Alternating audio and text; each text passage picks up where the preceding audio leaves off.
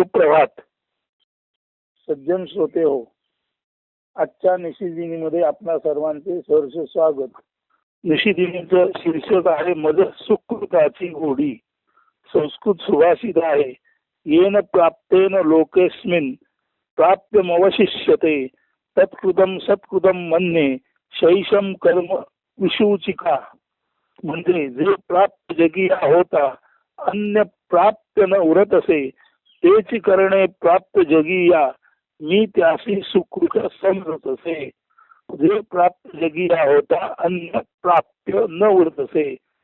या जगात जे एकदा प्राप्त झाले, या जगात एखादी गोष्ट, एखादी विशेष गोष्ट अशी एकदा प्राप्त झाली की अन्य काही प्राप्त करून घ्यायचे, मिळवायचे उरतच नाही. म्हणून जे प्राप्त जगी होता अन्य प्राप्त न उरत असे. या जगात असं एखादं विशेष काही प्राप्त झालं की अन्य मिळवायसारखं काही उरतच नाही. तेची करणे प्राप्त जगी या मी त्याशी सुकृत समजत असे. जे एकदा प्राप्त झालं की अजून काही मिळवायचं उरत नाही, अशाच एखाद्या अत्यंत दुर्मिळ अप्राप्य गोष्टीसाठी प्रयत्न करणे आणि ते मिळवणे यालाच मी सुकृत समजतो. सुकृत याचा अर्थ आत्मदर्शन, आत्मज्ञान, परमेश्वर प्राप्ती यासारखी किंवा हे जे विशेष प्राप्त तेच खरे सुकृत. त्या वाचून अन्य काही करणे मिळवणे उरतच नाही. म्हणून येन प्राप्तेन लोकेस्मिन प्राप्यमवशिष्यते तत्कृतम सत्कृतम म्हणणे शैशम कर्म विशूचिका. म्हणजे जे प्राप्त जगी होता अन्य प्राप्य न उरत असे, तेच करणे प्राप्त जगी या मी त्याशी सुकृत समजत असे. इथे महर्षी वशिष्ठ म्हणतात, जे एकदा का काही या जगात अत्यंत विशेष अशी गोष्ट प्राप्त झाली की त्यानंतर उर्वरित गोष्टीमध्ये साधण्यासारखं, प्राप्त करून घेण्यासारखं काहीच उरत नाही. म्हणून सर्वाधिक महान गोष्ट म्हणजे ब्रह्म विराट प्राप्ती झाली. सर्वाधिक महान गोष्ट म्हणजे ब्रह्म प्राप्ती झाली की अन्य कुठलीच गोष्ट प्राप्त करण्याच्या लायकीची या जगात असत नाही. आणि अशी ही ब्रह्मप्राप्ती करून घेणे, अशी ही विशेष आत्मज्ञान ब्रह्मज्ञान प्राप्ती करून घेणे, यासाठी हे असे करणे, त्यासाठी प्रयत्न करणे आणि ही विशेष ब्रह्मप्राप्ती करून घेणे, याच कृत्याला किंवा याच कृतीला मी सुकृत समजतो. म्हणजे ब्रह्मप्राप्ती हेच सुकृत. ब्रह्मप्राप्ती झाल्यानंतर अन्य कुठल्याच गोष्टीमध्ये असं विशेष काही नसतं की जे प्राप्त करण्यासाठी माणसाने खटपट करावी. तसे पाहायला गेले तर अनेकानेक तऱ्हेची भौतिक सुखोपभोग प्राप्ती या जगात जो प्रयत्नपूर्वक वागतो त्याला होतच असते. मात्र असे काही विशेष जे प्राप्त झाल्याने या जगात मिळवण्यासारखे अन्य काही उरतच नाही, ते प्राप्त होणे वा त्यासाठी निरंतर निधिध्यास धरून अंती ते मिळविणे या कर्माला त्यार्थाने सुकृत असे मी म्हणजे वशिष्ठ महामुनींसारखे महर्षी समजतात. पावस्य परमहंस स्वामी स्वरूपानंद म्हणतात, मज अंतरीचा जाणून या भाव पूर्ण करी देव मनोरथ. आता मज लागी काय होणे जगी आवडीने भोगी शांती सुख. झाले अंतर्बाह्य देवाचे दर्शन स्थिरावले मन देवापाशी. स्वामी म्हणे सुख भोगिता अमुप झालो मी सुखरूप आपे आप. स्वामी स्वरूपानंद म्हणतात, मला देवाचे अंतर्बाह्य दर्शन झाले आणि त्या योगाने माझे मन देवाच्या पायाशी स्थिरावले. इतकंच नव्हे, हे देवाचं अमूप सुख, अमूप म्हणजे अमर्यादित सुख भोगता भोगता माझं असणच सुखरूप झालं. म्हणजे मी सुखरूप आहे याचा अर्थ स्वामी स्वरूपानंद सांगतात की स्वामी स्वरूपानंद म्हणजे सुख हेच त्यांचं रूप, किंवा स्वामी स्वरूपानंद रूप म्हणजे सुख. म्हणजे मूर्तिमंत सुख हे स्वामी स्वरूपांचं रूप आणि स्वामी स्वरूपांचं रूप म्हणजेच मूर्तिमंत सुख.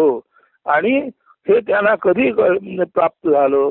स्वामीला अंतरंगामध्ये परमशांती म्हणजे देवकृपेमुळे निर्माण होणाऱ्या परमशांतीची ओढ होती. ती ओढ देवाला कळली आणि स्वामी म्हणतात, मदंतरीचा जाणून या भाव पूर्ण करी देव मनोरथ. आता मज लागी काय उणे जगी आवडीने भोगी शांती सुख. म्हणजे शांती सुखाची ओढ स्वामींच्या मनातील देवाने जाणली आणि ती ओढ परमेश्वराने पूर्ण करली. झाले अंतर्बाह्य देवाचे दर्शन स्थिरावले मन देवापाशी. अंतर्बाह्य सर्वत्र चराचरात परमेश्वरच आहे त्याचे दर्शन स्वामींना झाले आणि स्वामींचे मन देवाच्या पाशी स्थिरावले नव्हे तर स्वामींचे मन देवामध्ये लीन झाले. त्यांच्या मनाचा लय झाला. स्वामी म्हणे सुख भोगितो अमूप झालो सुख रूप आपे आप. मी देवामध्येच तल्लीन झाल्यामुळे मी आपोआपच देवासारखा सुखरूप झालो.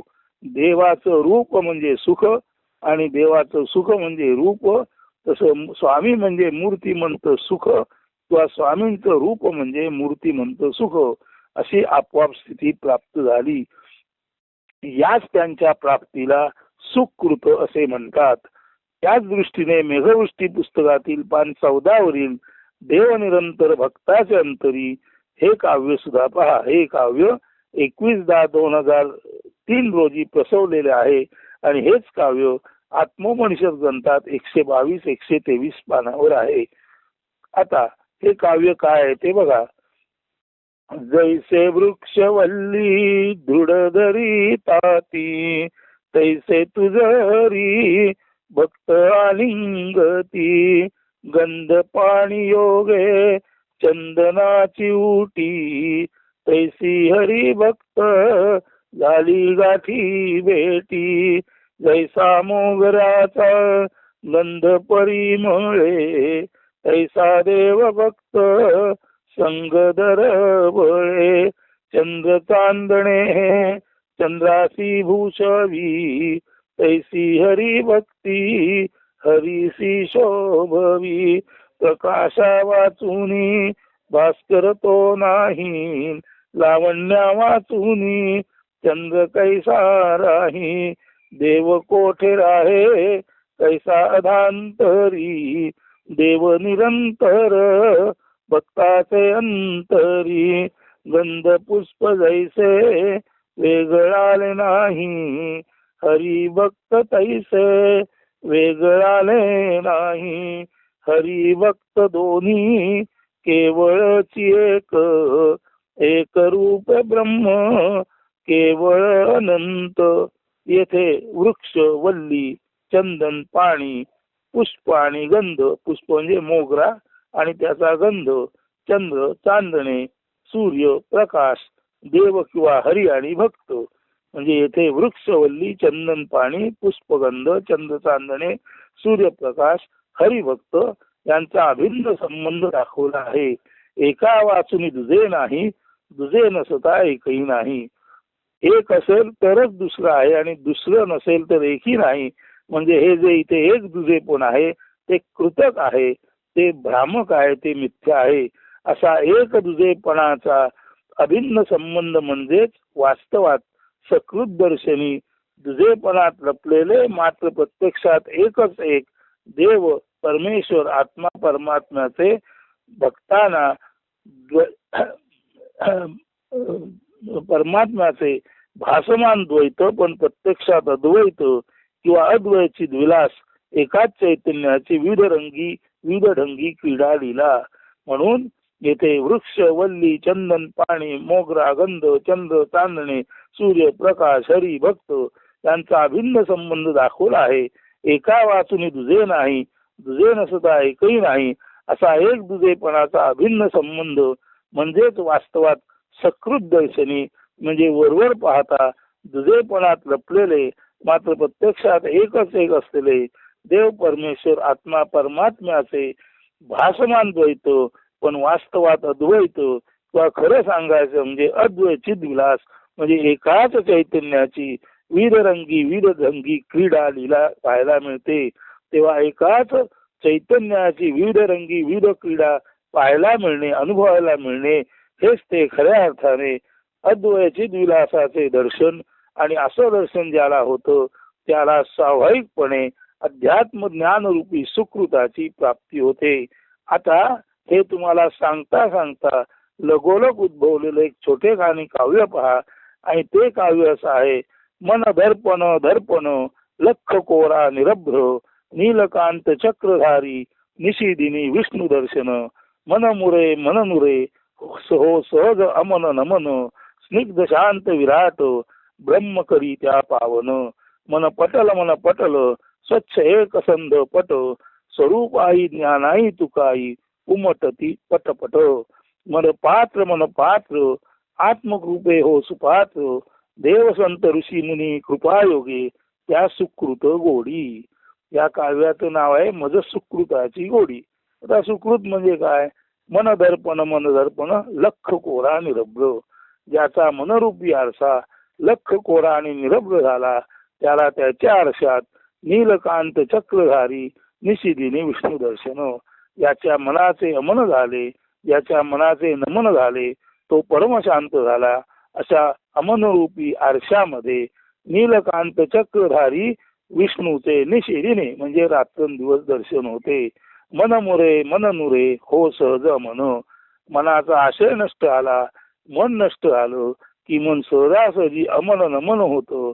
आणि अशा सहजासहजी अमन नमन झालेल्या शांत आणि निवांत मनात ते स्निग्ध शांत विराट ब्रह्म दिसतं आणि अमनाला पावन करतं. म्हणजे ज्याचं मन अमन झालं त्याच्या मनात ते स्निग्ध प्रेम दयाळू शांत विराट कृपा करणारं ब्रह्म दिसतं. आणि अशा अमन नमनाला ते ब्रह्म पावन करतं. मन पटल स्वच्छ एक संध पट. मनरूपी पटल म्हणजे पडदा, स्वच्छ एक संध पट म्हणजे कापड. मनरूपी पडदा हा एखाद्या स्वच्छ एक संध कापडापासून बनलेला आहे. मन पटल स्वच्छ एक संध पट स्वरूप आई ज्ञानाई तुकाई उमटती पटपट. ज्याच्या मनाचा एक संध पडदा स्वच्छ कापडाने जसा असावा तसा झालेला आहे किंवा स्वच्छ कापडाच्या एक संध पडद्यासारखं ज्याचं मन लख स्वच्छ निरभ्र आहे त्याच्या मनपटलावरती स्वरूपाई ज्ञानाई तुकाई यासारखे संत महंत पटपट म्हणजे पाठोपाठ त्याला दर्शन होतं. आता हे मनरूपी पात्र म्हणजे भांड. एका ठिकाणी मनाला दर्पण म्हटलेलं आहे, दुसऱ्या जागी मनाचं अमन नमन झाल्यावर काय होतं म्हटलेलं आहे, तिसऱ्या जागी मनपटल रूपी पट म्हणजे स्वच्छ कापडासारखा मनपटल मनाचा पडदा काय दाखवतो हे म्हटलेलं आहे. आता मनपात्र मनरूपी भांड्याबद्दल बोललेलं आहे.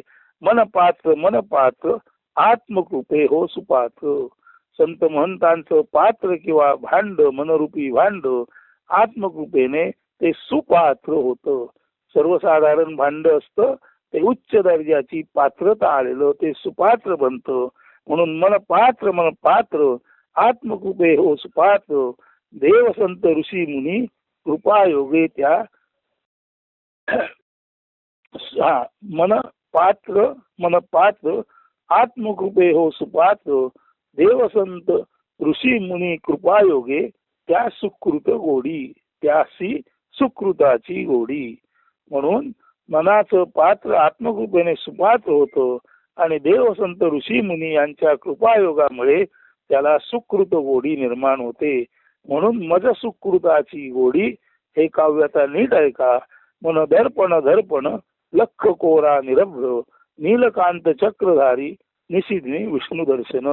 मन नुरे हो सहज अमन नमन स्निग्ध शांत विराट ब्रह्म करी त्या पावन. मन पटल स्वच्छ एक संध पट स्वरूप आई ज्ञानाई तुकाई उमटती पटपट. मन पात्र आत्मकृपे हो सुपात्र देव संत ऋषी मुनी कृपायोगे ये जोडे सुकृत गोडी. मन पात्र आत्मकृपे हो सुपात्र देव संत ऋषी मुनी कृपायोगे त्या सुकृत गोडी. म्हणजे देव संत ऋषी मुनींच्या कृपेच्या योगामुळे मनाला सुकृताची गोडी निर्माण होते. तर हे जे सुकृत जे एकदा प्राप्त झाल्यानंतर अन्य काही प्राप्त करून घेण्यासारखं उरतच नाही, त्याबद्दल मज सुकृताची गोडी या आजच्या निरूपणामध्ये पूर्णपणे स्पष्टीकरण केलेलं आहे. त्याचं सज्जन श्रोते हो आपण चिंतन मनन करा आणि आपण ही सुकृताची जोडी किंवा सुकृताची गोडी म्हणजे आपल्याला सुकृत कसं जोडता येईल आणि आपण सुकृत जोडून त्या सुकृताची गोडी आपण चाखू कशी शकू याबद्दल आपण चिंतन करा. अस्तु. धन्यवाद. सुदिन सुप्रभात.